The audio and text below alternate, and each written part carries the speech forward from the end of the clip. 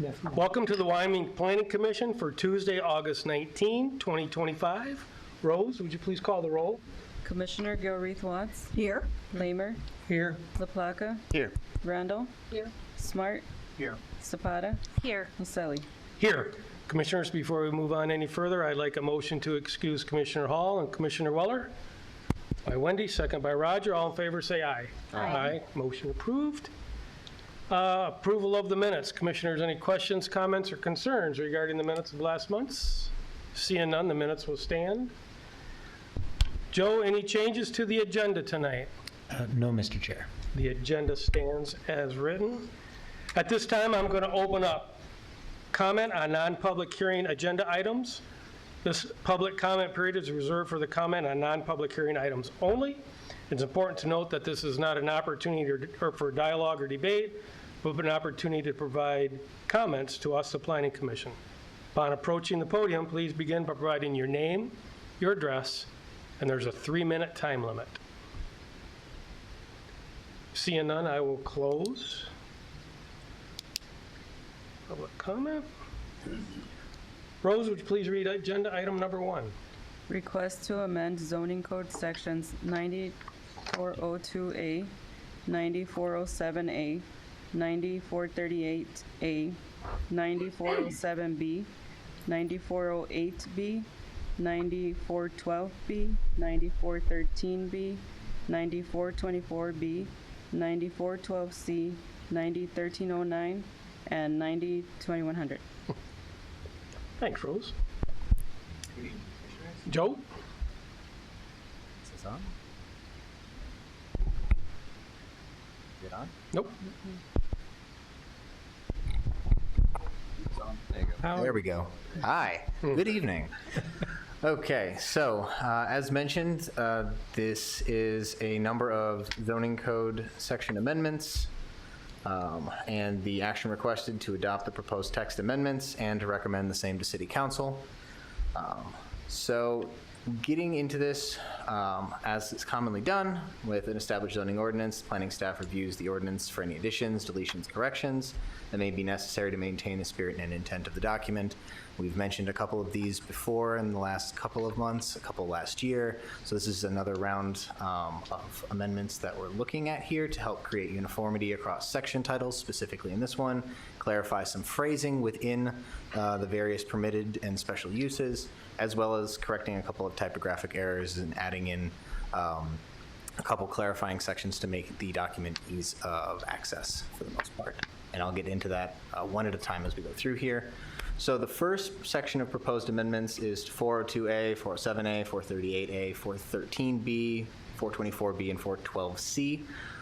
This is to change some of the language around principal permitted uses and permitted uses after special approval.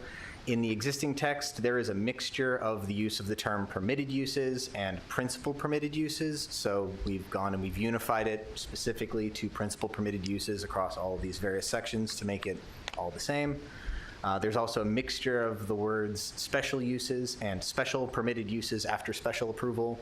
So elements of redundancy in here. So we're cleaning the language up a little bit. So we have principal permitted uses and permitted uses after special approval. Those are going to be the two categories that we're going to see now instead of various different ways of defining it across the various ones.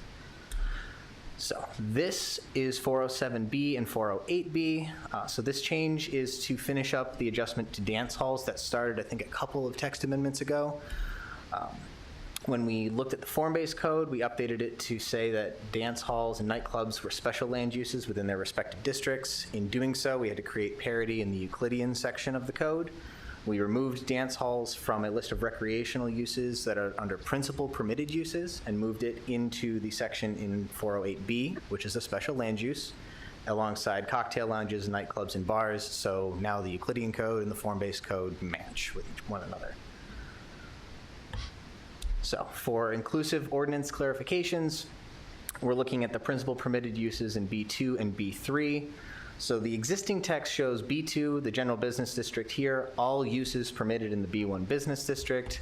That's going to be changed to all principal permitted uses in the B1 business district. That's just to clarify the intent of what that was supposed to say as it's seen in other sections of the ordinance. And in the same way, we look at the B2 business district, the special use approvals, all principal permitted uses after special approval. As mentioned, that's a little bit of a redundancy that we fixed in the last thing I just mentioned. So now it's just all permitted uses after special approval. We're just fixing the language there.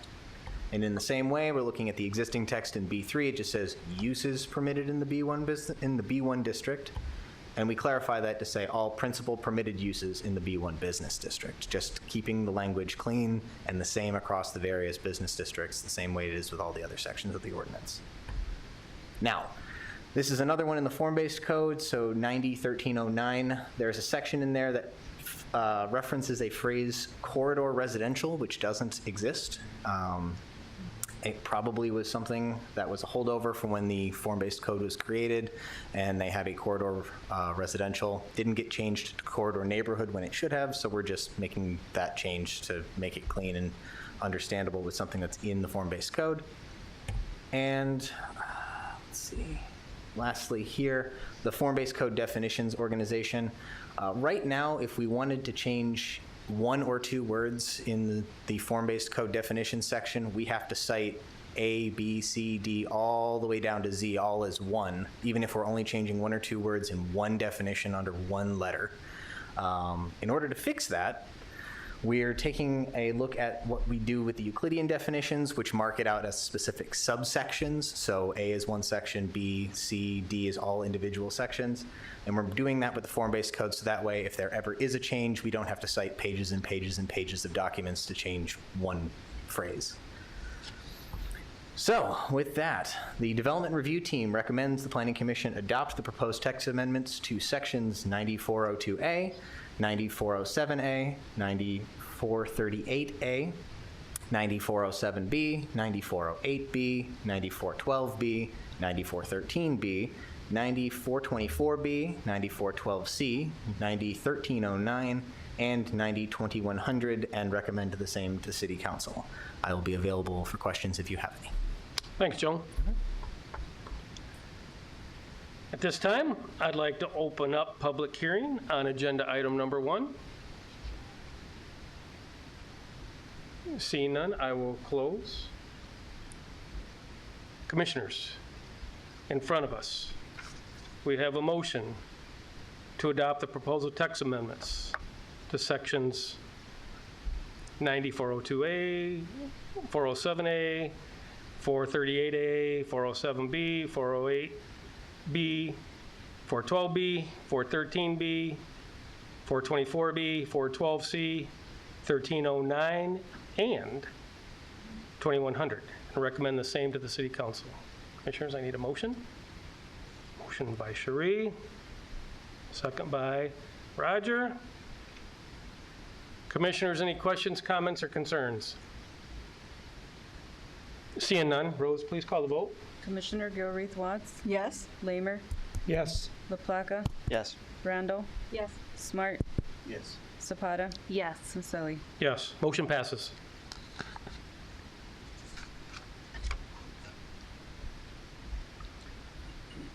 Rose, would you please read agenda item number 2? Request for site plan approval at 3901 Buchanan Ave Southwest, Section 24, GLOC Heavy Movers. Nicole? Good evening, Planning Commissioners. I have before you a request for site plan approval for 3901 Buchanan Avenue Southwest and recommend the same to City Council. That is because, as with the previously approved Bentler and Corwell Health, these are on Site 36, and so they also go to Council. So the parcel that we're talking about today sits on the southeast side. You'll see it on the screen in front of you outlined in blue. It is the third and final parcel to be filled from the former GM stamping plant. Here is a now outdated aerial. If you've been by the site recently, you've seen both Corwell and Bentler have made significant progress in erecting their facilities, and the marketplace is now open on the north side of the street. Here are a few of the imagery of the site, both historic. On the left-hand side, you'll see the original GM stamping plant. Below that, you'll see the site that's sat vacant for over a decade. And then you can see on the right-hand side of your screen how the site has taken shape really over the last 18 months. So I'm going to walk through the site plan. HEL and GLOC have been in Grand Rapids since the 1940s. They employ roughly 60 people at their current location. They're looking to move to this new location in Wyoming, and they will slightly grow their staff. They're anticipating about 65 to 70 employees at this new location. They do heavy equipment storage, transportation, repair, and maintenance, all of these which are permitted by right in the I-2 General Industrial District. They are proposing a 76,000 square foot facility, seen here outlined in purple, that does include two components, both a larger repair shop area where there are drive-through bays to bring in their equipment, and then a smaller office space that will sit in the front of the building. The southern portion of the site also features equipment storage to store all of their heavy equipment. So if you're familiar with GLOC or you've seen maybe perhaps some of their cranes around town, there will be crane storage on the site, as well as the HEL component of the operation works on a lot of larger equipment, potentially HVAC systems or other more complicated mechanical devices. And so those may be stored on site for a short period of time before they bring them into the building to fix them and then store them for their clients. Access to the site is provided via 40th Street and the now new Holtwood Street, which sits on the north side of this site. That Holtwood Street does also then provide access to Bentler as well. This project is going to be completed in multiple phases. So phase 1 will include the perimeter of the site to provide security fencing and establish front yard setbacks, landscaping, and improvements. That's going to happen first. That will happen in the fall of 25, spring of 26. It will also include the construction of the detention pond and the stormwater infrastructure that will occur on the northwest side of the site. And then phase 2 will include construction of the building and the associated parking, and that's slated to begin in 2027. So a multi-year, multi-phase process. Here are some of the site elevations provided by the architect and the development team. You can see that this proposed building is very much in line with the now Corwell and Bentler buildings, very similar facade materials, similar aesthetics. It's the same with the landscaping, worked very closely with GLOC, the owners, as well as their development team to ensure that we're continuing that aesthetic along Buchanan Avenue, the berm with the trees, the landscaping, and of course we have that non-motorized path that runs in front of that as well. So here's another view. You can see that they do have multiple bay doors. Again, that's to facilitate access to the equipment that they're working on. Similar to Corwell and Bentler, staff is requesting and supportive of a waiver. So if you'll recall, there is a section in the development agreement for both Corwell and Bentler and this site at GLOC, which required a certain type of finish material, brick facade, stone facade, etc. Corwell, Bentler, and now GLOC have all used similar material and using precast concrete panels, architectural concrete masonry units, and insulated metal panels. Both Planning Commission and City Council recommended and approved the previous waivers for the same materials at the Corwell and Bentler sites. I'm now going to step through the finding of facts for site plan approval. Adequacy of information. The site plan contains an appropriate amount of detail to sufficiently understand the proposed development. The site plan outlines where the proposed building footprint will occur, as well as provides details on landscaping, parking, and site circulation. For buildings, the plan meets the minimum dimensional requirements, and as I mentioned, this development includes one approximately 76,000 square foot building. For privacy, the plan meets the minimum requirements. The landscaping plan includes planting areas adjacent to Buchanan Avenue and Holtwood Street. As I mentioned, there will be berming and also fencing. Preservation of natural areas. The site is a former auto property. Plant property. It's a brownfield and is currently covered in cracked concrete and other impervious surface. The redeveloped property will include new landscaping per the code requirements, as already discussed. Drainage, as I mentioned, there will be a stormwater detention on the northwest corner of the property, which will meet the requirements of this section. soil erosion, appropriate measures are provided. As mentioned in past projects with both Corwell and Bentler, this is a protected site, and Eagle will be involved in that review process as well. Ingress and egress, adequate ingress and egress are provided. The property has those 2 access points, one entry off of Holtwood that's on the north-hand side, and then another entry off of 40th Street or Stafford Avenue on the south side. There is appropriate circulation for emergency vehicle access. The circulation pattern is sufficient for vehicular circulation, and as we had mentioned, that new public road was constructed to provide access off of Buchanan. Pedestrian circulation, as is typical with industrial facilities, there is limited interior pedestrian circulation, but there is that 10-foot non-motorized path which runs along Buchanan and connects all the way up to the marketplace. Traffic impact. The proposed use is not expected to have an adverse effect upon existing roads and traffic patterns. The city's engineering department reviewed the traffic inflow and outflow projected for this site and determined a TIA is not required for the project. It should be noted that there are also conversations about the weight of the material and the vehicles that were coming in and out of the site. Engineering also felt comfortable that the roads were developed, constructed to support that weight. Public services, the proposed development can be served by public services and utilities. Site redevelopment, all redevelopment standards will be met. For future land use, this is identified as a mixed-use site, including both horizontal mixed use and development. Site 36 is specifically called out in the master plan as an opportunity for a variety of employers to cluster on a single site. The proposed use in combination with the other Site 36 users aligns with that vision. Therefore, it is the Development Review Team's recommendation that Planning Commission grant site plan approval for G-Lock Heavy Motors at 3901 Buchanan Avenue, subject to conditions 1 and 2, that you recommend the same to City Council, and that does include the waiver for the facade materials. I'm available for questions if you have any. Thank you, Nicole. Would the developer owner like to come up? Again, upon approaching the podium, please begin by your name, your address, and you have 10 minutes. Sure. Rob Behrens, I'm with Naderveld, developed a site plan. We have Mark Scabell from Dan Voss, if you have questions on the building, and the owners, Rich and Matt Van Dam, are here, but we've read the report and take no exceptions to it, and very happy with the recommendations. So if you have any questions of us, we're happy to answer them. Thank you. All right, Commissioners, in front of us, we have on agenda item number 2, a motion to grant site plan approval for G-Lock Heavy Movers at 3901 Buchanan and Southwest, subjects to conditions 1 and 2, and recommend the same to the City Council. Do I have a motion? Motion by Rob. Second by Audrey. Commissioners, questions, comments, or concerns? Wendy?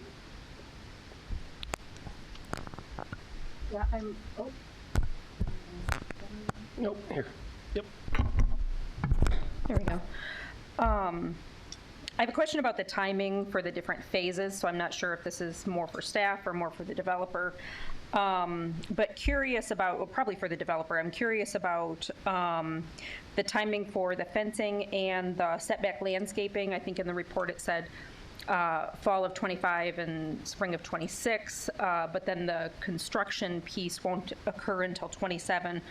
So I'm wondering about the overall maintenance of the property in that time frame, you know, ensuring that the landscaping itself is maintained and in good condition, that it doesn't become, you know, doesn't give the impression of being a blighted property, despite the timing for the development itself, the construction itself to occur. Sure, yeah, we've had some meetings as a team. The desire is to, as soon as possible, we've got brownfield considerations that we have to work through and things like that, but they would certainly like to, and they've got to secure the site. If you've been out there, you've seen there's already some stuff there. They're concerned with lighting and fencing. We have a berm to build. We're talking about a hot box for irrigation because we have a water service already out from Holtwood, and temporary power to get some lights in.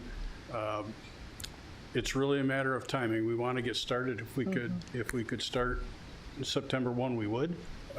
if we can get all the permits in place and try to get the trail built, try to get the fence established, try to get the landscaping in. The window for the plantings might be better suited for the spring, just based on the reality of the timing, but Sure. they don't have to be out of their current facility until sometime at the end of '27. There's some timing issues there because of the amphitheater, which is adjacent down by Wealthy Street. So they've got to vacate that sometime in '27. So that's the reason for the delay as far as the building concerned. But we do need to provide for the drainage because the concrete that's back there has storm sewer, and they chopped it off when they built Bentler.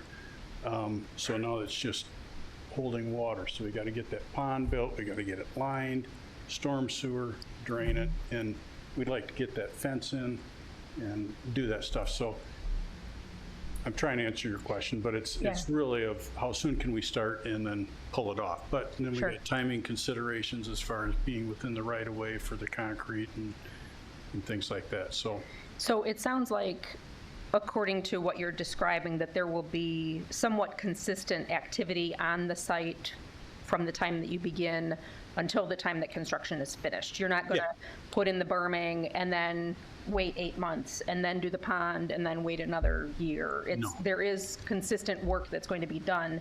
It's just maybe a little bit slower pace because of other things happening in the area. Yeah, we and want to what's get this required. grass, we want to get the landscaping, and we want to get it screened, we want to protect our site.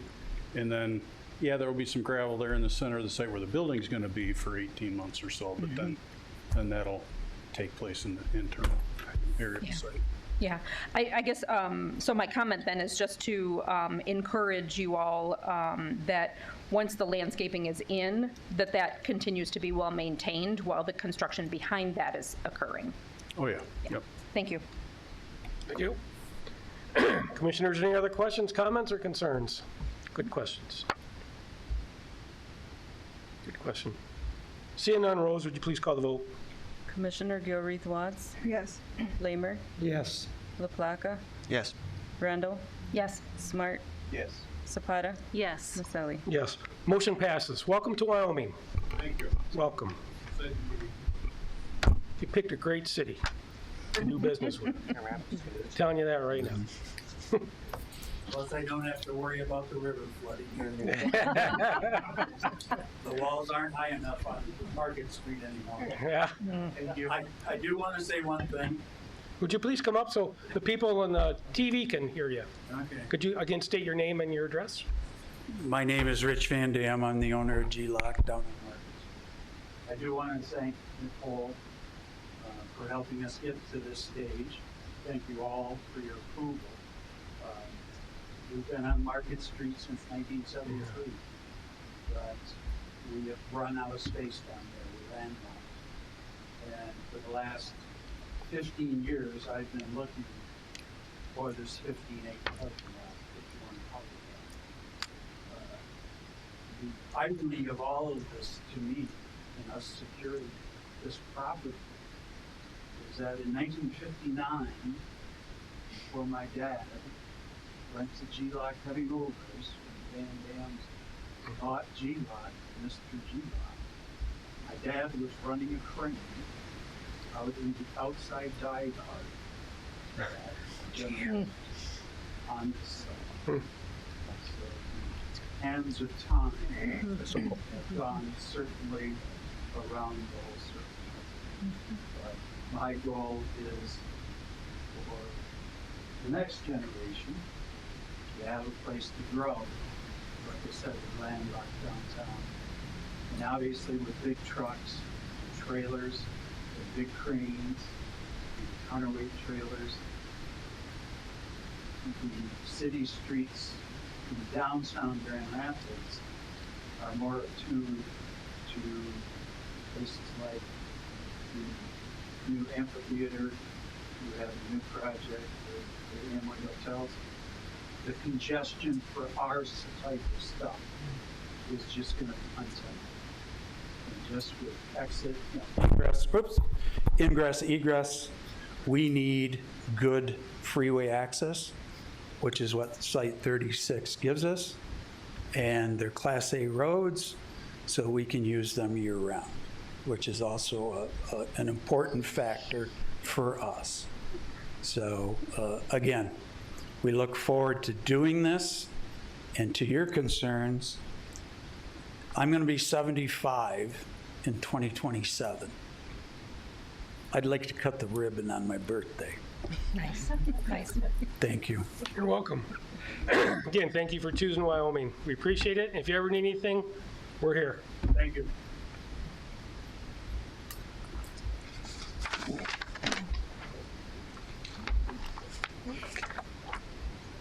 All right. Rose, could you please read agenda item number 3? Learning and growth. Wendy? Yeah, thank you. So as you all know, we've had kind of an ongoing list of topics of interest from different commission members. And so one that's been on our radar for a little while has been receiving an update on the strategic plan. So we're excited to have with us city staff to tell us what does the progress look like on the city's strategic plan. So please come on up. All right. Well, good evening, Commissioners.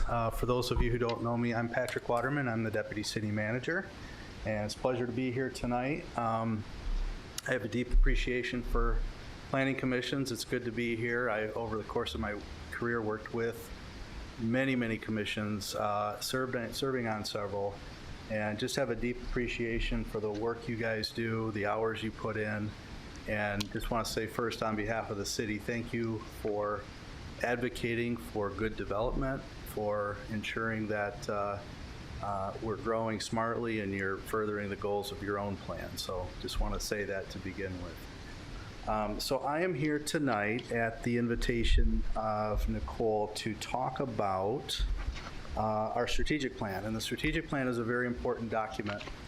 Some of you may be familiar with how they work and what their purpose is, but I thought it'd be good to go in depth tonight and talk a little bit how it relates to some of the work that you do on the Planning Commission as well. So what is a strategic plan? It is a living document in that it's continuously evolving. It's something that we kind of do a 5-year outlook on, but we're going to review it every year and see how we're doing and then ask if it needs to be updated. But it really encapsulates, this is at the city council level, what they want to set in terms of priorities, both short-term and long-term for the city. It gives us as staff kind of a roadmap on what we are expected to work on for priorities at the council level. And it gives us some clear direction and also a sense of purpose day to day. We do a lot of things in City Hall and citywide, and having alignment with what the council has envisioned for the city is very, very important to the organization. It seeks to uphold the city's longstanding, we call them pillars of community safety stewardship, and I'll get into that a little bit tonight. And like your master plan, it outlines a set of clear, measurable goals, and those are to be accomplished within a set time frame, and then there's accountability that goes along with those goals. And we discuss them annually with our city council at a retreat, where we go away from City Hall and just kind of roll up our sleeves and talk about the issues and challenges that the city's facing and see if we need to update our plan accordingly. So the plan that we have, and I gave you all a copy just so you can look through that, but the one that we are working under right now was started in late 2023. We did a retreat. We took the council to the library. And the first thing we've done is an exercise, which I'm sure you're all familiar with, is a SWOT analysis, looking at the strengths, weaknesses, opportunities, and threats facing the city. And a lot of information came out of that. Staff, leadership team was involved in that, and we're putting a lot of things down on huge sticky notes on the walls and try to jumble it together and make some sense. And out of that came 8 key focus areas. There started to emerge some themes out of what we were talking about. And those key focus areas were further refined down to a set of goals. And we asked the council, and we used a really cool software program called Mentimeter, where they could actually live vote on what they thought were the most important challenges. And that helped us understand what they thought out of those focus areas were the highest priorities. So from that, again, it further kind of filtered down to what you see here. And this is kind of the framework for our strategic plan. At the highest level, you see the 3 pillars of community safety stewardship, under which all of our goals and objectives are lumped. And those are kind of the buckets. So we've got a total of 9 goals. Those goals were determined by the council. Their long range and their ongoing efforts, and they're supported by the 34 objectives. Those were really determined by the council. So out of those focus areas, we keyed in on what does that mean? What do you actually want us to do within that focus area? And those are the goals, and the objectives are kind of the meat and potatoes of the plan. That is the voice of council. And then staff was charged with, how do we get these things done? So at the task level and the step level, you see how many of them are in there. Staff was asked to determine, here's what council wants, how do we get it done, and when can you get it done? So they are holding themselves accountable to those things that they said need to be done and when they can get them done. And that is essentially how it is organized. And what I've done tonight, and you can do this with any of the city's plans, be it the DDA plan, the Parks and Recreation 5-year master plan. In many cases, you're going to see that the goals and objectives in the strategic plan will line up with things that you have in your reimagined plan. In fact, we had one tonight. The Site 36 is a big deal in our strategic plan. It's also a goal in your reimagined plan. So rather than go through all of them, I thought I would just kind of highlight on some of the areas that overlap. Community is the main pillar that you're going to see the most planning related things in. There's a lot of stuff about placemaking, improving quality of life, access to amenities, things of that nature. So the bolded items in these lists directly relate to something that you have in your plan. Again, I just did this as a quick side-by-side comparison. So if you looked in the master plan, you'd see specific language about city center improvements. That's also a priority of city council. The unbolded ones that have an asterisk next to us are indirectly. You can take from a goal in the reimagined plan and reference it with something that kind of aligns with what's in the strategic plan. So you got things like the city center, the redevelopment of Site 36, our marketplace, Godwin Mercado, which we just cut the ribbon on last weekend. There's an emphasis on creating corridor improvement districts, which directly relate to the redevelopment along our major corridors. Looking at plans on how we can attract and retain businesses. Commercial and economic redevelopment and development is very important to the work that you do. That's new businesses that are coming, new buildings that are being built. They have things in there like exploring the feasibility of developing a new community center and looking at the DDA footprint. Those are both priorities that are in the strategic plan. Goal 3 is enhancing community engagement and recreational opportunities. They were big on pickleball courts at the council level. And so you're seeing pickleball courts getting built in the community. And that's something that you think, oh, that's a Parks and Rec thing. Well, it is, but council cares about those as well. And a big one for Nicole's department, the work they're doing right now is the non-motorized trail system. Council is very supportive of expanding those trail networks, and that's a high priority in the strategic plan. And as well as affordable housing. That's something that every community is dealing with and talking about.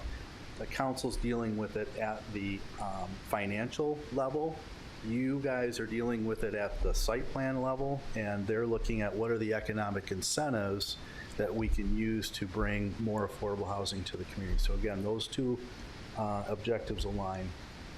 Safety, there wasn't really one that really aligned with your master plan, but I thought you might be interested in knowing that we have an objective in there to develop a deer wildlife management plan in the city.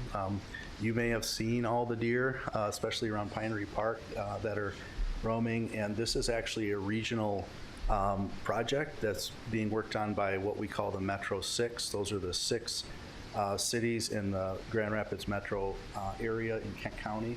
We are collectively working with Grand Valley State University to do some surveying of where deer car accidents are occurring, create heat maps of that, and then ultimately we're going to get a set of recommendations on how regionally we can work to manage the deer population in this area. So that's really more just for your interest. And then stewardship's the money bucket, I'll call it, that has to do with how we're handling and being good stewards of our funds. Two areas in there that I think intersect is the efficiency and effectiveness of operations, looking at how we do our capital improvement planning. Your master plan also touches on capital improvement planning, as it does city infrastructure. I think your master plan is calling for making sure that we have the appropriate infrastructure in place to support the growth.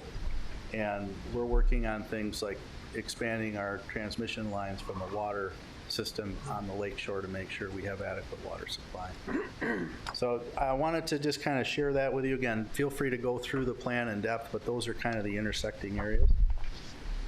So next I want to talk about how we are holding ourselves accountable. So this is something the council says, we're not just going to adopt this plan, we want you to do it, and we want to know that you're doing it. So in 2024, we started using a new program called ClearGov, and it helps us track and report the progress that we're making on the plan.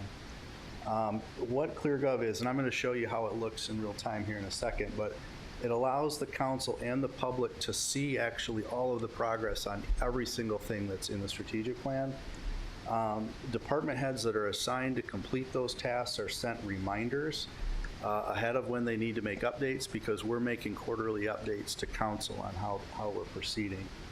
And then every request that goes to council always tracks back. That's that red box. We're always tracking it back with, how does this thing we're talking about tonight align with the strategic plan goals that you set for us?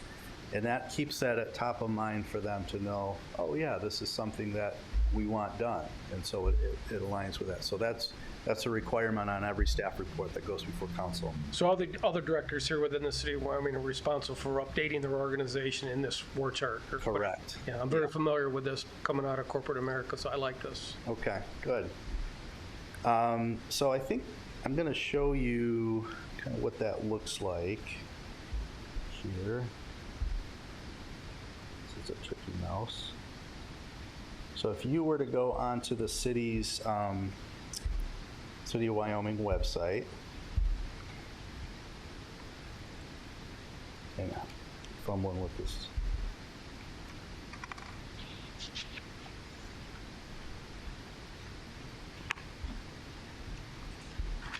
Okay, and then you're, oh. I was going to jump into that.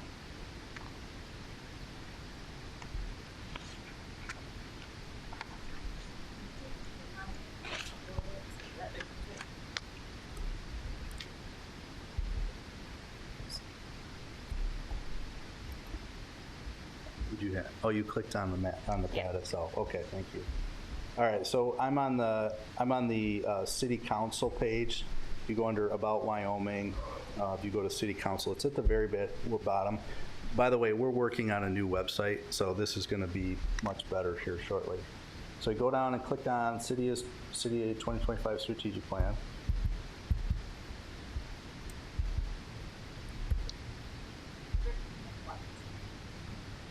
This button? On the left.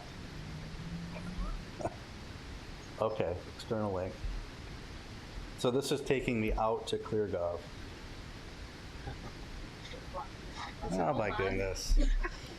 Probably should have tested this, huh? I wasn't expecting it to I block the know, pop-up. I should have done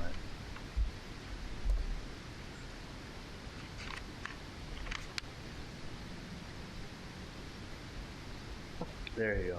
All right, thank you.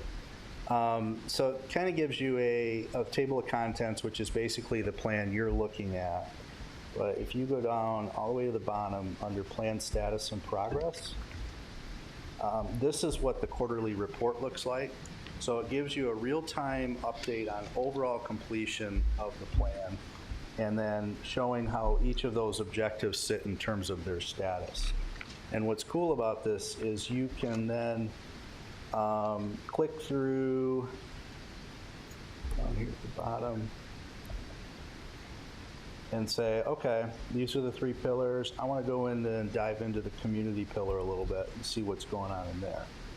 And then it gives you all of the different goals are live linked. So if we were to look at tonight, implementing placemaking, you can start to see all of the objectives that are there. And I was happy today to be able to mark the status complete on the Godwin Mercado. So you'll see all of the updates that are given in a note format on each of those. So really hands-on, really transparent for people to understand what the city's working on and kind of how the status is. So that's reported on regularly to our council, the recorder. So feel free to get in there and explore. And so lastly, go back to full screen here.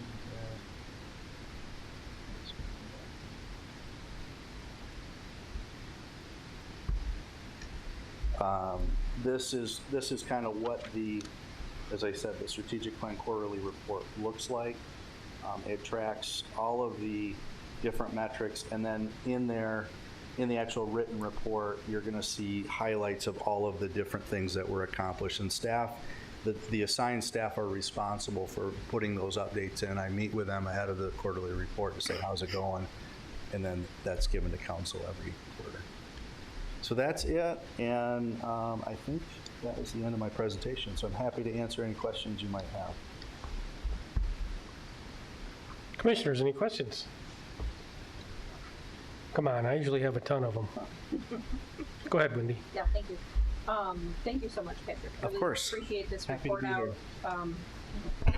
There we go. Now I'm on again. Really appreciate the report out, and being able to see how the project is being managed overall is definitely helpful, and obviously knowing that that's available for anyone to view online is a great asset in terms of trust and accountability. So thank you for making it all clear for how we can dig around on our own if we're so inclined. You mentioned the Metro 6 working on deer and wildlife management. I'm interested in what you all are doing from the Metro 6 perspective on the kind of long-range countywide transportation planning side of things. And this might be a completely different rabbit hole to go down. So maybe that's another topic for another time. Yeah, that is not, to my knowledge, a Metro 6 issue. It's more likely a Metro Council issue. Yeah, okay. Or I think at the county level, they're doing a countywide transit. There's an effort at the county level. Yeah. So yeah. that is not something that's on, the Metro 6 meets monthly, and we talk about certain projects, but that is not on our agenda at this point. Okay, thank you. I appreciate that. Yeah, I'm serving on the task force at the county level, and one of the things that came up in a recent meeting was conversation around how to more effectively encourage municipalities and townships to explore the impact of different modes of transportation in their planning, which is, of course, is something that we do when we look at, especially when we look at like multi-unit housing and things like that. We're thinking about those considerations. And so that's just something that I guess I would encourage, maybe not necessarily part of the plan, the strategic plan, but thinking about, how can the city continue to integrate the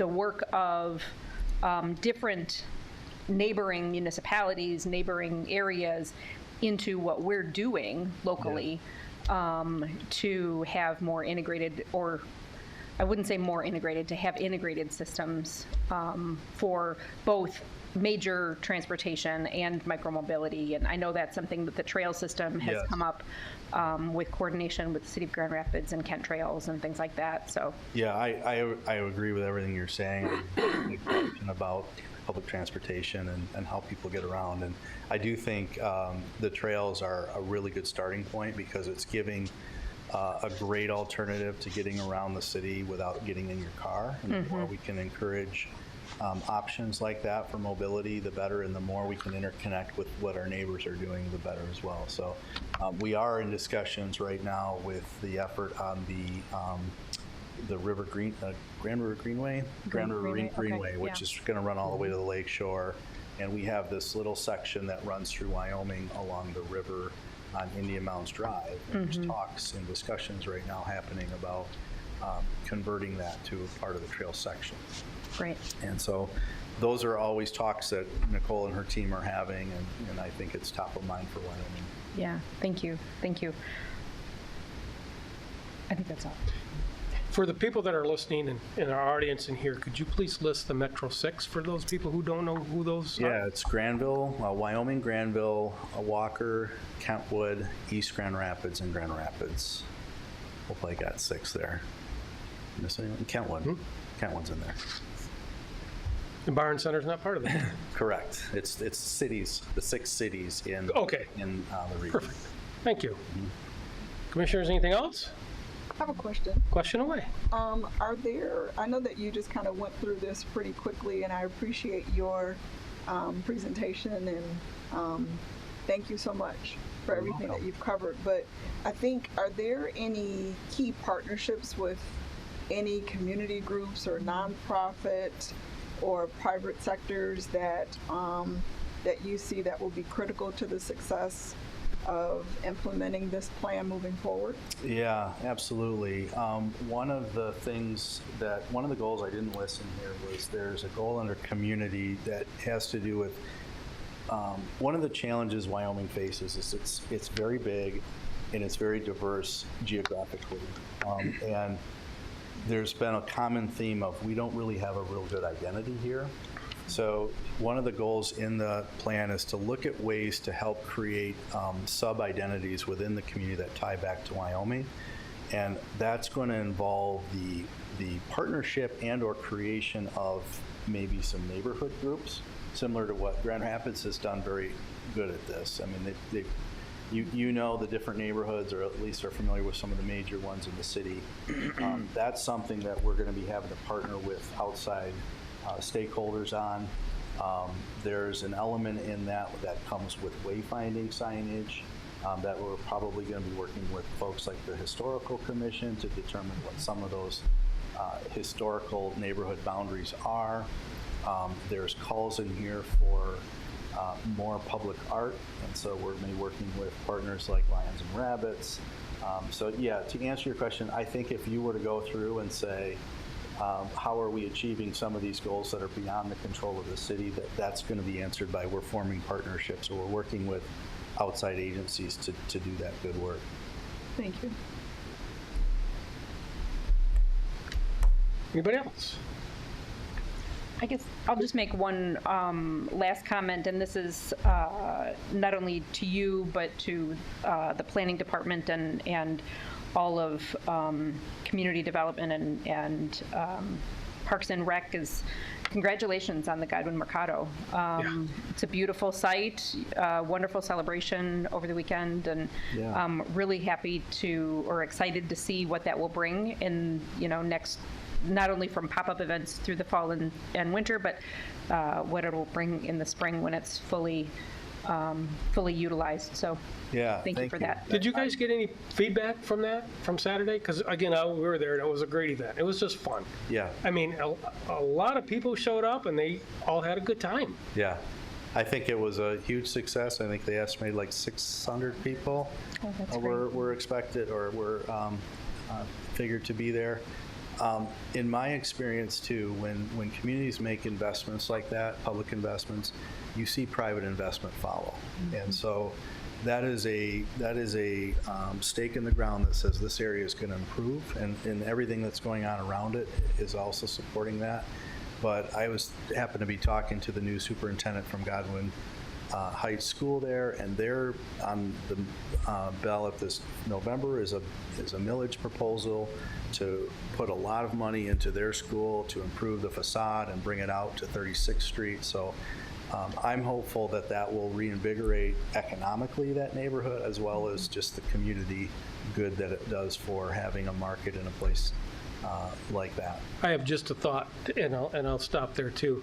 It was really good because it brought out a lot of different people, because I sat at a table having a light lunch there with some people from Grand Rapids, and they just thought that this was really pretty cool. And they were on the west side, and they're dealing with all the John Ball Park, you know, development and stuff's going on like that. They thought that was cool. They said, I'd like to take this footprint, put it over in John Ball Park, because that's a great big space that really doesn't get used a lot anymore. So my thought would be, and I thought, and this is me speaking, I thought it was very successful, ribbon cutting. Would Wyoming, and I don't need an answer today, I don't need an answer, but would Wyoming consider doing this type of event there once a year? Just to bring, you know, people in, so you pick a day and a Saturday, and you get the locals to come in and do the donations again once a year, you know, just to bring the awareness back, you know, because we don't, it's on a roll.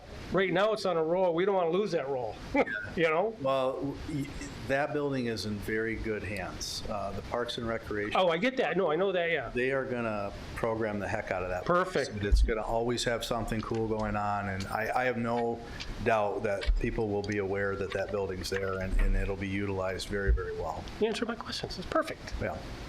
Anything else? Patrick, thank you. Very welcome. nice. Thanks for having me. And nice meeting you. You as well. Thanks. All right, commissioners. At this time, I'm going to open up public comment. This public comment period is reserved for any comments.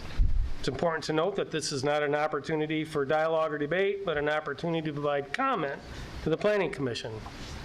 Upon approaching the podium, please begin by providing your name, your address, and there's a 3-minute time limit.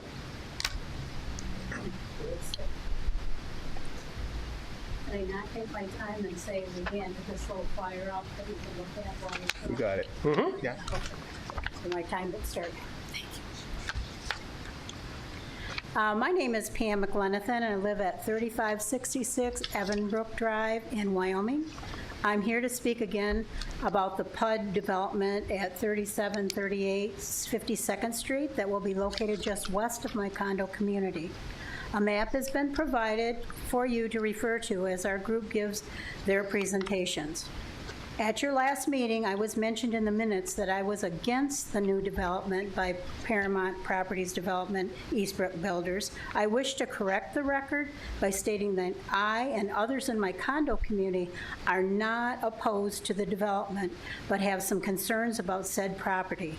Our group would like to commend Commissioner Weller, I'm sorry he's not here tonight, at the June 17th, 2025 meeting for taking a stand against the rezoning to a PUD 4 for this site as it stood with 207 units. His reasons for no vote was that the property would be too dense. He went on to say that 50-foot lots for 48 single homes, which are the teal-colored ones that you can see on your map, are way too small. He gave a suggestion about eliminating some of the units and adding more footage to the small home lots. Mr. Weller also mentioned his concern for the increase of traffic on 52nd Street in the Grandview Elementary School area.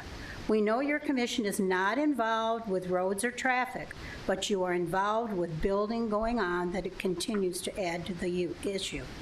Concerned residents of the villas at Rivertown feel the same way about the size of the 50-foot lots along with increased traffic from the development.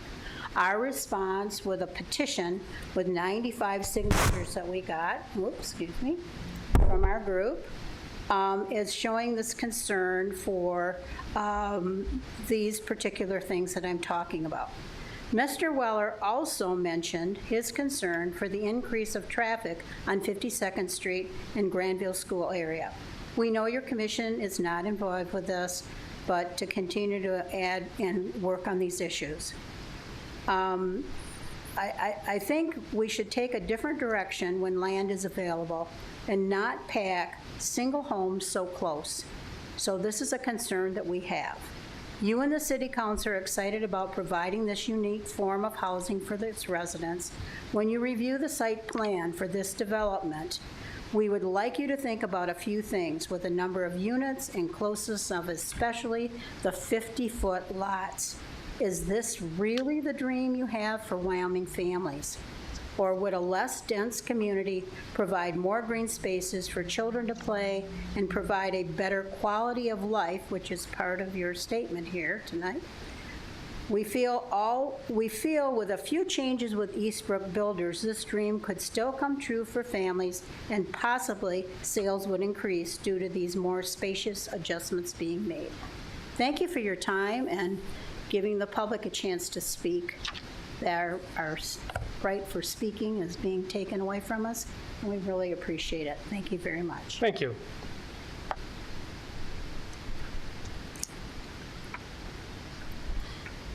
My name is Ken Howell. I live at 3550 Water Walk Drive, southwest of Wyoming. I wish to, first off, I wish to thank you for allowing me the opportunity to offer my concerns about the PUD4 that has just been mentioned concerning the planning on the 52nd Street.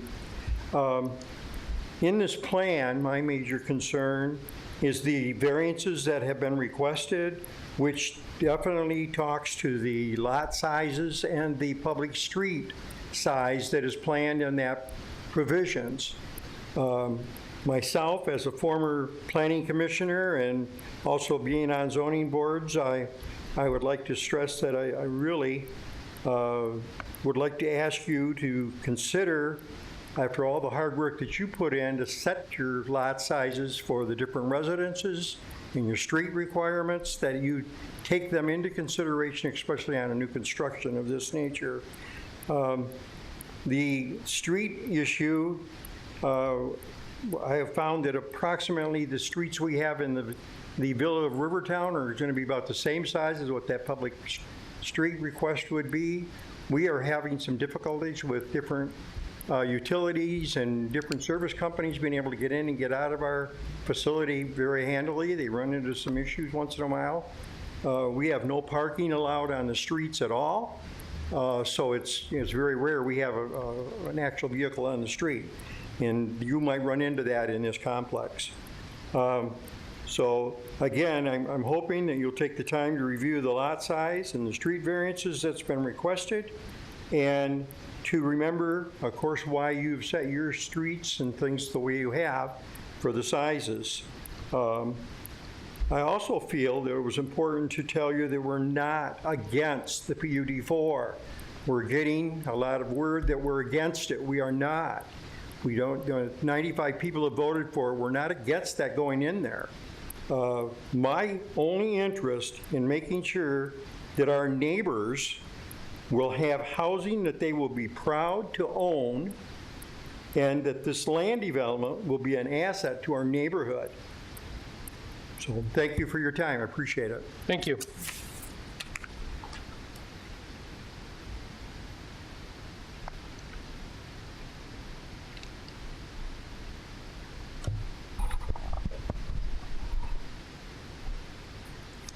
Good evening.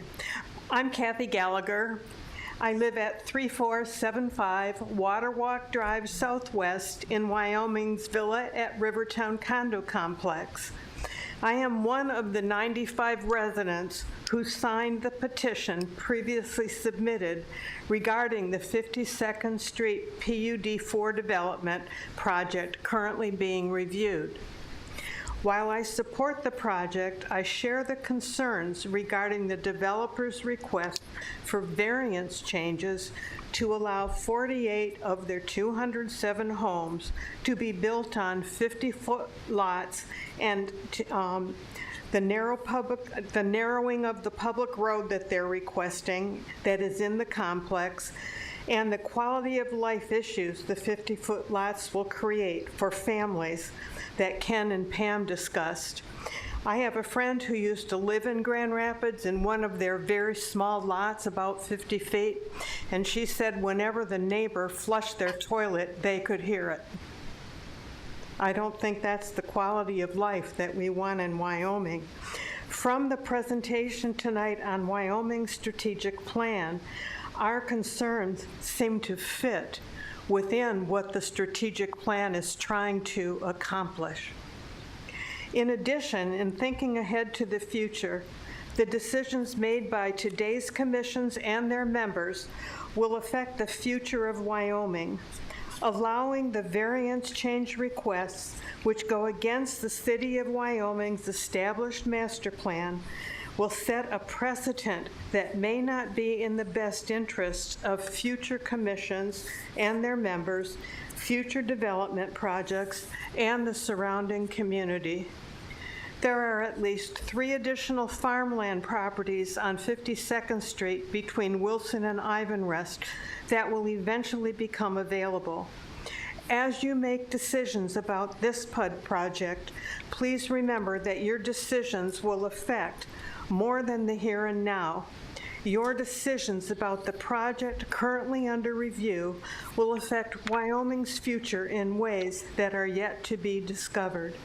Thank you for the privilege of being able to speak with you today and for your attention. Thank you.